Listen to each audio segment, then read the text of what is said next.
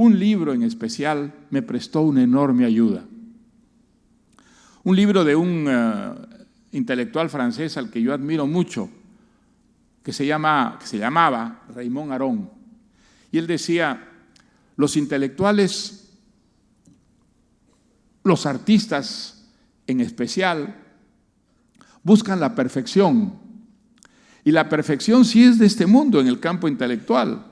Hay creaciones intelectuales, obras literarias, poemas, novelas, construcciones filosóficas que de alguna manera nos acercan a ese ideal que está profundamente arraigado en todos los hombres, pero sobre todo fundamentalmente en los artistas y en los intelectuales.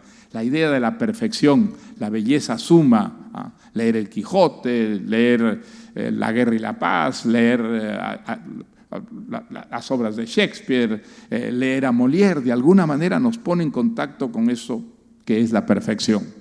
Y el marxismo representa en apariencia no en la realidad, ese tipo de perfección que buscan los artistas y los intelectuales. Allí está clarísimamente diseñada, ¿no es verdad?, una filosofía en la cual la historia ha venido evolucionando, ha venido transformándose hacia una meta de felicidad, de prosperidad, de verdadera justicia y de verdadera libertad. La lucha de clases ha ido llevándonos poco a poco a ese ideal. Y entonces él decía, eso ha atraído enormemente a los intelectuales, que ven la democracia con mucho desprecio, les parece un sistema mediocre, un sistema que no acerca para nada a ese paraíso en la tierra, que el marxismo, el comunismo, sí llega a materializar. Ese libro a mí me abrió mucho los ojos sobre el camino equivocado desde el punto de vista ideológico que había sido el mío.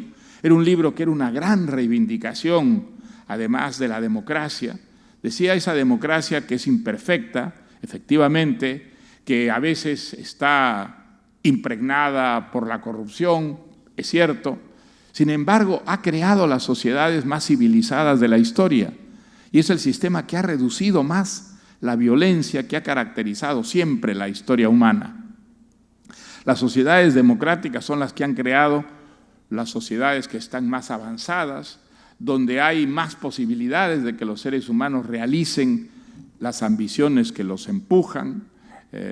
Y en cambio, vamos a ver la realidad de los países que han hecho suyo el marxismo, la Unión Soviética, las democracias populares de Europa Oriental.